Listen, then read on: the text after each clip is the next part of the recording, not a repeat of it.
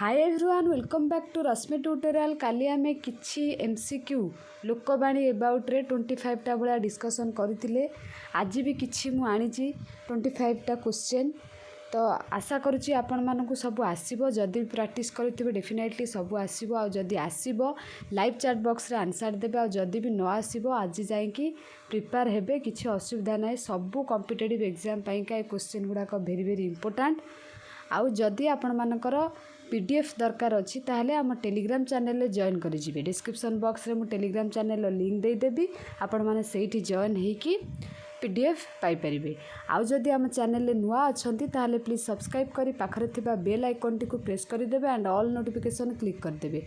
जा द्वारा ए टाइप रो live class कौनसी कॉम्पिटिटिव एग्जाम पाइका करिले तार नोटिफिकेशन सर्वप्रथमे आपण मानक पाखरे पहुंची परिबो। फर्स्ट क्वेश्चन कहिछि बतई देला बुद्धि मागी आनिबा तियण एही लोकवाणीटीर अर्थ कौन?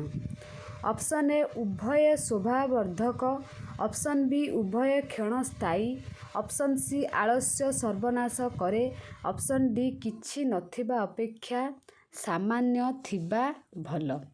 तो आर आंसर हम ऑप्शन बी उभय क्षणस्थायी। तापर नंबर 2 जत्न कले रत्न मिले भाव संप्रसारणर कर। जेमिति कि ऑप्शन ए सबु सिद्धिर मूल कठिन परिश्रम, अध्यवसाय सफलतार चाबिकाठी, ऑप्शन सी आलस्य सर्वनाश करे, ऑप्शन डी कष्ट करी पेट पोषिबा। जार आंसर होची 2 नंबर बी अध्यवसाय सफलतार चाबिकाठी। नंबर 3 कहिछि हाथ अलसे निशा बंका भाव संप्रसारणर कर।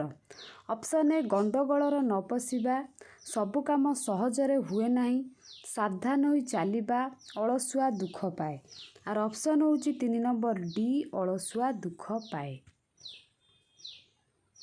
तापरे अल्प विद्या भयंकरी भाव संप्रसारण कर।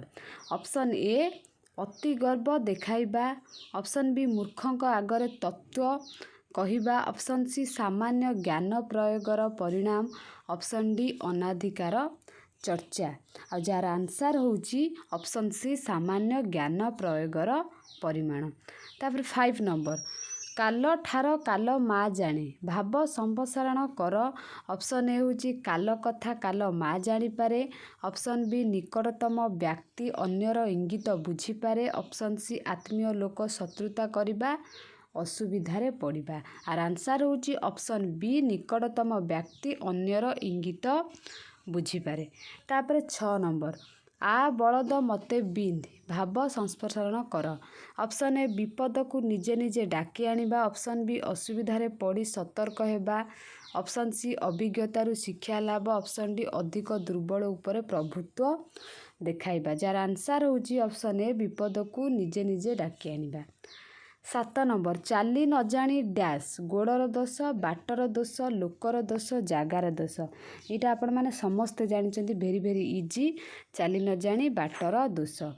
8 नंबर अति भक्ति डैश लक्षण चोरर लक्षण साधुर लक्षण भक्तर लक्षण असाधुर लक्षण। ये भी आउरी इजी चोरर लक्षण अति भक्ति चोरर लक्षण। छोट छापर विष डैश बड़ टाण छोट कठिन। जार आंसर होची 9 नंबर सी छोट सापर विष टाण। तापरे घुसुरिकी डैश पाचिला आंब पाचिला पणस पाचिला पिजुली पाचिला कदली। आर आंसर हम पाचिला कदली घुसुरिकी पाचिला कदली। तापरे 11 नंबर अधर्म वित्त बड़े बहुत गला बेले जाए डैश सहित।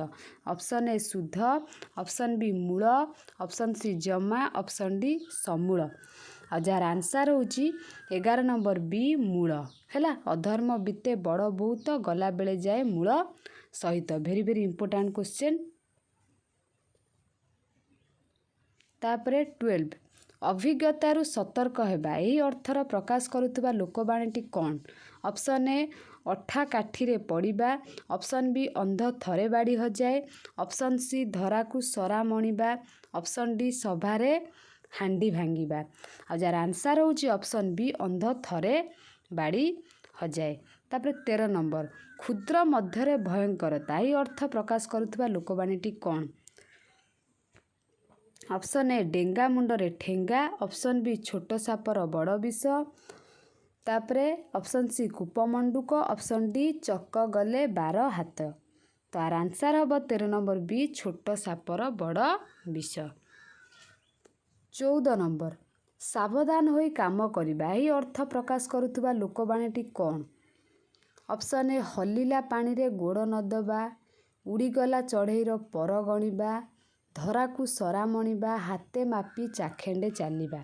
ଆର ଆନ୍ସର୍ ହେବ ଅପସନ୍ ଡି ହାତେ ମାପି ଚାଖେଣ୍ଡେ ଚାଲିବା।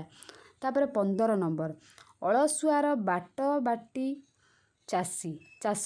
ଏହି ଲୋକବାଣୀଟିର ଅର୍ଥ କ'ଣ?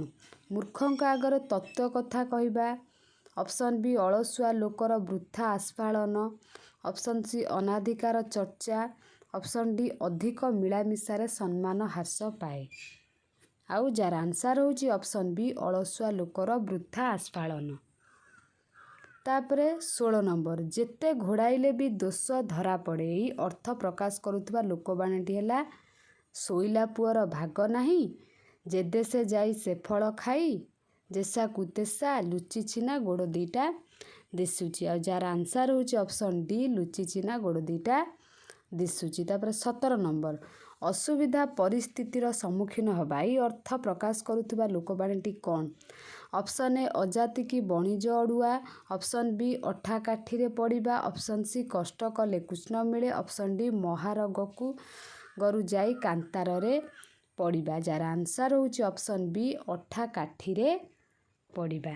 ନେକ୍ସଟ 18 ନମ୍ବର ଶକ୍ତିଶାଳୀ ହିଁ ପ୍ରଭୁତ୍ୱ ବିସ୍ତାର କରେ। ଏହି ଅର୍ଥର ପ୍ରକାଶ କରୁଥିବା ଲୋକବାଣୀଟି କ'ଣ? ଅପସନ୍ ଏ ଅକଷ ରଖିବା, ଅପସନ୍ ବି ଚାଲିଲା ଶଗଡ଼ରେ ହାତ ଦେବା, ଅପସନ୍ ସି ଜୋର ଜାର୍ ମୁଲକ ତାର, ଅପସନ୍ ଡି ଡେଙ୍ଗା ମୁଣ୍ଡରେ ଠେଙ୍ଗା। ଆଉ ଯାହାର ଆନ୍ସର୍ ହେଉଛି ଅପସନ୍ ସି ଜୋର ଜାର୍ ମୁଲକ ତାର। ଶକ୍ତିଶାଳୀ ହିଁ ପ୍ରଭୁତ୍ୱର ବିସ୍ତାର କରେ। ତାପରେ 19 ନମ୍ବର ଦୃଢ଼ ବଚନ ବା ଆର୍ଷ ବଚନ। ଏହି ଅର୍ଥ ପ୍ରକାଶ କରୁଥିବା ଲୋକବାଣୀଟି କ'ଣ? ଅପସନ୍ ଏ କବିତୁଣ୍ଡ ମେଣ୍ଢା ମୁଣ୍ଡ, ଅପସନ୍ ବି ଋଷି ଜଟା ଛିଣ୍ଡାଇବା, ଅପସନ୍ ସି ଗୁଣ ଚିହ୍ନେ ଗୁଣିଆ, ସୁନା ଚିହ୍ନେ ବଣିଆ, ଅପସନ୍ ଡି ଆଖୁ କିଆରିରେ ପଶିବା। ଆଉ ଯାହାର ଆନ୍ସର୍ ହେଉଛି ଅପସନ୍ ଏ କବିତୁଣ୍ଡ ମେଣ୍ଢା ମୁଣ୍ଡ। ଯାହାର ଅର୍ଥ ହେଉଛି ଦୃଢ଼ ବଚନ ବା ଆର୍ଷ ବଚନ। ନେକ୍ସଟ ହେଉଛି ଉଡ଼ିଗଲା ଚଢ଼େଇର ପର ଗଣିବା। ଏହି ଲୋକବାଣୀଟିର ଅର୍ଥ କ'ଣ?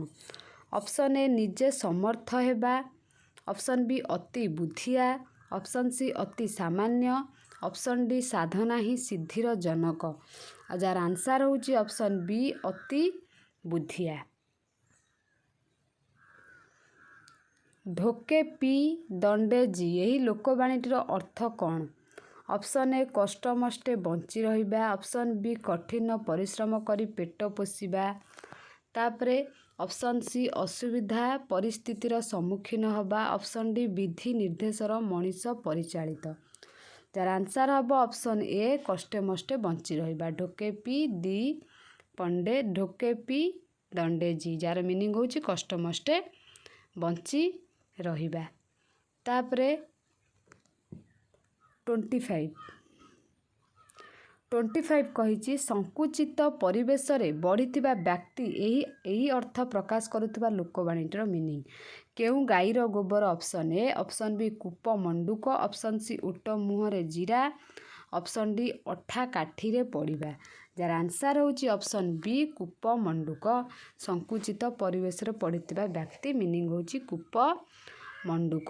ତାପରେ 23 ଏକା ମାଘେକେ ଶୀତ ଯାଏ ନାହିଁ। ଏହି ଲୋକବାଣୀଟିର ଅର୍ଥ ଜଣଙ୍କର ଲାଭ ବେଳେ ଅନ୍ୟ ଜଣଙ୍କର କ୍ଷତି, ଅପସନ୍ ଏ, ଅପସନ୍ ବି ସାମାନ୍ୟ କାମ ପାଇଁ ବହୁ ପରିଶ୍ରମ, ଅପସନ୍ ସି ନିଜ ସମ୍ମାନ ନିଜ ହାତରେ, ଅପସନ୍ ଡି ଦୁର୍ଯୋଗ କେବଳ ଥରେ ଆସେ ନାହିଁ। ଯାହାର ଆନ୍ସର୍ ହେଉଛି ଅପସନ୍ ଡି ଏକା ମାଘେକେ ଶୀତ ଯାଏ ନାହିଁ ଅର୍ଥ ଦୁର୍ଯୋଗ କେବଳ ଥରେ ଆସେ ନାହିଁ, ବହୁତ ଥର ଆସେ ଦୁର୍ଯୋଗ। ହେଲା କି? ତାପରେ 24 ଜାନ୍ ଯାଉ ମାନ ଥାଉ। ଏହି ଲୋକବାଣୀଟିର ଅର୍ଥ କ'ଣ? ଅପସନ୍ ଏ କଷ୍ଟମଷ୍ଟେ ବଞ୍ଚିବା, ଅପସନ୍ ବି ଅଧୀନ ହୋଇ ମୁନିବଙ୍କ ସଙ୍ଗେ କଳି, ଅପସନ୍ ସି ସମ୍ମାନ ବା ଇଜ୍ଜତ ଜୀବନଠାରୁ ବଡ଼, ଅପସନ୍ ଡି ନିଜ ସମ୍ମାନ ନିଜ ହାତରେ। ଯାର ଆନ୍ସାର ହେଉଛି ଅପସନ୍ ସି ଜାନ୍ ଯାଉ ମାନ ଥାଉର ମିନିଂ ହେଉଛି ସମ୍ମାନ ବା ଇଜ୍ଜତ ଜୀବନଠାରୁ ବଡ଼। ହେଲା କି ଏଇଟା ଟିକେ ଭେରି ଭେରି ଇମ୍ପୋର୍ଟାଣ୍ଟ। ତାପରେ 25 ସଭାରେ ହାଣ୍ଡି ଭାଙ୍ଗିବା, ଏଇ ଲୋକବାଣୀଟିର ଅର୍ଥ କ'ଣ? ଅପସନ୍ ଏ କର୍ମକୁଣ୍ଠ ଲୋକ ଜୀବନରେ ହାରିଯାଏ, ଅପସନ୍ ବି ଯେତେ ଘୋଡ଼ାଇଲେ ବି ଦୋଷ ଧରାପଡ଼େ, ଅପସନ୍ ସି ଗୁଣ ଘେନି ଆଦର, ଅପସନ୍ ଡି ଗୁପ୍ତ କଥା ପ୍ରଘଟ କରିବା। ଯାର ଆନ୍ସାର ହେଉଛି ଗୁପ୍ତ କଥା ପ୍ରଘଟ କରିବା। ସଭାରେ ହାଣ୍ଡି ଭାଙ୍ଗିବା ମିନ୍ସ ଗୁପ୍ତ କଥା ପ୍ରଘଟ କରିବା। ଇଏ ତ ଥିଲା 25ଟା MCQ। ଯେଉଁମାନେ ପଢ଼ିଥିବେ ସବୁ ଆନ୍ସାର ସେଇମାନେ ଦେଇପାରିବେ ଆଉ ଜାଣିପାରିବେ କି ନିଜେ ପରଫେକ୍ଟ ପ୍ରାକ୍ଟିସ୍ ସେମାନେ କରୁଛନ୍ତି। ଆଉ ଯେଉଁମାନେ ପ୍ରାକ୍ଟିସ୍ କରିନେ ଆନ୍ସାର ଦେଇପାରୁନେ ଏଗୁଡ଼ାର, ତ ଆଜିଠୁ ଯାଇକି ପ୍ରିପେୟାର ହୁଅନ୍ତୁ। ଆପଣଙ୍କ ହାତରେ ବହୁତ ଟାଇମ୍ ଅଛି ପଢ଼ିବା ପାଇଁକା। ଆଉ ଗୋଟିଏ କଥା, ଟେଲିଗ୍ରାମ ଚ୍ୟାନେଲରେ ମୋତେ ବହୁତ ମେସେଜ୍ କରୁଛନ୍ତି କି ମ୍ୟାମ୍ ଆମକୁ ଏଇଟାର ଆନ୍ସାର କହିଦିଅନ୍ତୁ, ସ୍କ୍ରିନଶଟ୍ କରିକି ଏଇଟାର ଆନ୍ସାର କହିଦିଅନ୍ତୁ, ନହେଲେ ଫଟୋ ଉଠେଇକି ଆନ୍ସାର କହିଦିଅନ୍ତୁ। ଏମିତି ବହୁତ କ୍ୱେଶ୍ଚନ୍ ଆସୁଛି ଯେଉଁଟାକି ସମସ୍ତଙ୍କୁ ଆନ୍ସାର ରିପ୍ଲାଏ କରିବାଟା ଇମ୍ପସିବୁଲ୍। ତ ତାଠୁ ବେଟର୍ ଆପଣମାନେ କ'ଣ କରିବେ ନା ୟୁଟ୍ୟୁବରେ କମେଣ୍ଟ ସେକ୍ସନରେ କମେଣ୍ଟ କରିଦେବେ, ମୁଁ ହୁଏତ ସେଇଠି ରିପ୍ଲାଏ ଦେଇଦେବି। କିନ୍ତୁ ଟେଲିଗ୍ରାମରେ ଏତେ ସାରା ମେସେଜ୍ ଆସୁଛି, ରିପ୍ଲାଏ କରିବାଟା ଇମ୍ପସିବୁଲ୍ ହେଇଯାଉଛି।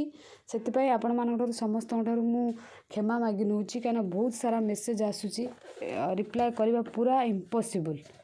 ତେଣୁ କରିକି ଆପଣମାନେ କମେଣ୍ଟ ସେକ୍ସନରେ ମୋତେ କମେଣ୍ଟ କରିବେ ଆଉ ରିପ୍ଲାଏ ମୁଁ ସେଇଠି କରିବାକୁ ଚେଷ୍ଟା କରିବି। ଆଉ ଆଶା କରୁଛି ଆଜିର କ୍ଲାସ୍ ଆପଣମାନଙ୍କୁ ବହୁତ ଭଲ ଲାଗିଥିବ। ଯଦି ବି ଭଲ ଲାଗିଥିବ ଲାଇକ୍ କରିବେ, ନିଜ ଫ୍ରେଣ୍ଡସ୍ମାନଙ୍କ ସହିତ ସେୟାର କରିବେ ଆଉ କମେଣ୍ଟ ମଧ୍ୟ କରିବେ। ଧନ୍ୟବାଦ। ବର୍ଷା